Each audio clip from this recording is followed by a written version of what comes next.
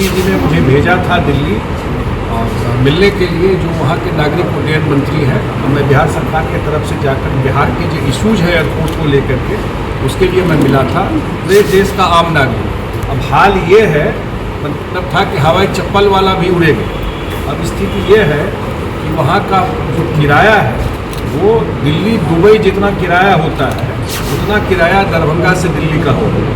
और उसका वजह है कि वहाँ पर जो उड़ान स्कीम में स्पाइस जेट को मिला हुआ है, दूसरा एयरलाइन उसमें जहाज़ नहीं चला सकता। अब स्पाइस जेट का जितना प्लेन है उसको भारत सरकार ने आधा प्लेन उसका ग्राउंडेड कर दिया, कैपिंग कर दिया। अब आधा प्लेन है, जो 3 प्लेन 4 प्लेन उड़ता था दिल्ली के लिए, 1 प्लेन हो गया। तो डिमांड सप्लाई की बात हो गई। तो मैंने आदरणीय सिंधिया जी से कहा कि मैं वहाँ प्लेन ही नहीं, या तो स्पाइस जेट को बोलिए प्लेन दे, या दूसरा जो एयरलाइन है उसको वो टाइम स्लॉट दीजिए जो स्पाइस जेट को दिए हुए। नहीं तो वो एयरपोर्ट में तो भारी मुश्किल है। अभी दीपावली आने वाला है, छठ आने वाला है। मैं बिहार सरकार मुख्यमंत्री जी ने मुझे भेजा था दिल्ली और मिलने के लिए जो वहाँ के नागरिक उड्डयन मंत्री हैं, और मैं बिहार सरकार की तरफ से जाकर बिहार के जो इशूज़ है एयरपोर्ट को लेकर के उसके लिए मैं मिला था।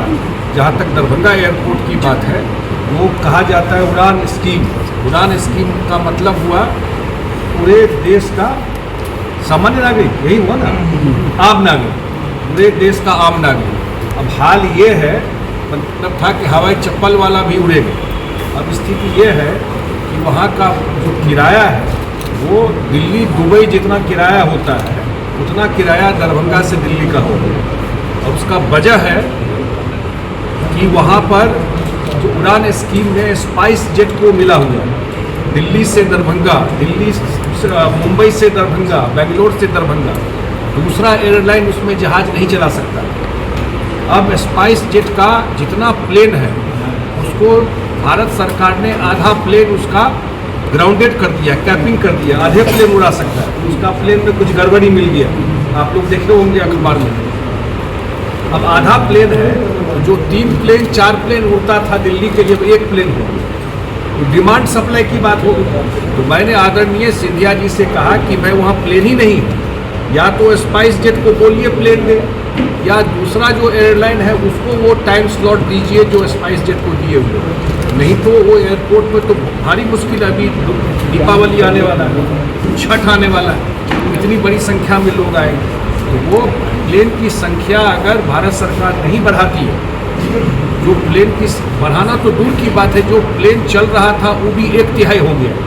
अब वहाँ डिमांड है। आपको पता है कि दरभंगा एयरपोर्ट देश का उड़ान स्कीम का सबसे सक्सेसफुल एयरपोर्ट है। 11 लाख लोग अभी तक ट्रैवल कर चुके हैं। इससे सक्सेसफुल एयरपोर्ट देश में दूसरा नहीं है उड़ान स्कीम में। और उस एयरपोर्ट का हाल अभी ये हो गया है, उस एयरपोर्ट पर जहाज 3 जहाज जाता था दरभंगा से दिल्ली, अब 1 जाता है। आज का भी फेयर लीजिएगा तो आपको 15,000 20,000 फेयर आपको दिखाई पड़ेगा, 12,000 15,000 फेयर हो गया। इसलिए ये हमने कहा।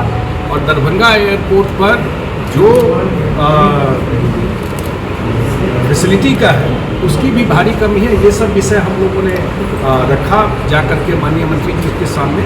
लेकिन सबसे बड़ा इशू वो है कि जो ज़्यादा फेयर का बात है उसका सबसे बड़ा वजह वहाँ प्लेन की संख्या जो बिल्कुल कम हो गई है, और स्पाइस जेट जो आधा जहाज उसका बंद हो गया, उस वजह से ये हो गया। और भारत सरकार को मुझे कहा माननीय मंत्री जी ने कि भारत सरकार के माननीय मंत्री हैं, इमीडिएटली दिखवाते हैं और उसका कोई ना कोई सॉल्यूशन करते हैं। मैं अपेक्षा करता हूँ कि इमीडिएटली, क्योंकि अब टाइम तो निकल रहा है, दीपावली और छठ आने वाला है। नॉर्मल टाइम में भी भरते पूरा उत्तर बिहार के लोग वहीं उतरते हैं, सारे लोग नेपाल साइड के लोग वहाँ उतरते हैं। इमीडिएटली वहाँ या तो उसी को बोला जाए या दूसरे एयरलाइन को वो टाइम दिया जाए जो स्पाइस जेट के पास टाइम है।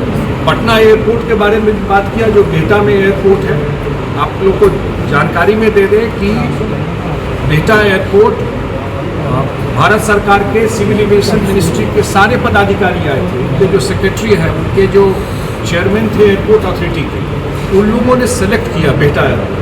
और उन लोगों ने कहा कि 108 एकड़ ज़मीन बिहार सरकार एक्वायर करके दे देती है तो हम लोग यहाँ एयरपोर्ट बना दें। 2 साल के अंदर 500 करोड़ रुपया खर्चा करके बिहार सरकार ने एक्वायर करके ज़मीन 2018 में दे दिया भारत सरकार ने, और 4 साल हो गया वहाँ एक ईंटा नहीं लगा।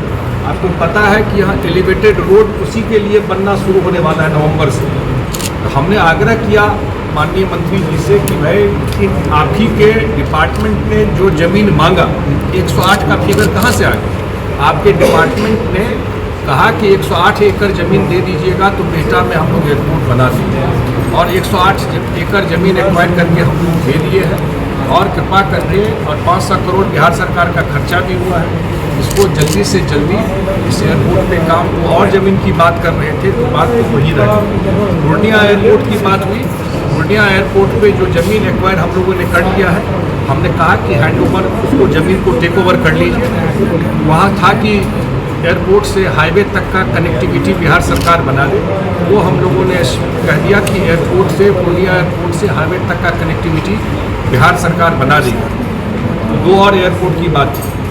गया एयरपोर्ट बिल्कुल प्लेन नहीं उड़ता है, वहाँ से 1 या 2 प्लेन, वो उनसे आग्रह किया। गया एयरपोर्ट के बारे में उन्होंने कहा कि दिल्ली और मुंबई कहाँ की ज़रूरत है, वो बोले मैं रीजनल फ्लाइट जल्दी करवाता हूँ।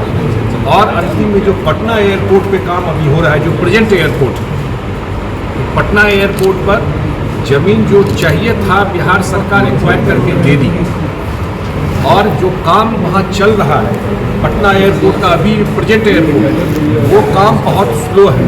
जिस एजेंसी को मिला हुआ है वो बैंक करप्ट है, उसके पास पैसा नहीं जो काम कर सके। ये उनके जानकारी में दिया, उन्होंने वेरीफाई भी किया, तो पता चला कि काम काफ़ी स्लो प्रोग्रेस है। उन्होंने डायरेक्शन दिया है कि भाई वीकली इसको रिव्यू कीजिए, और पटना एयरपोर्ट जो काम है उसको 100 समय पूरा कीजिए। इसी 5 एयरपोर्ट का बात है। सर एक छोटा सवाल है।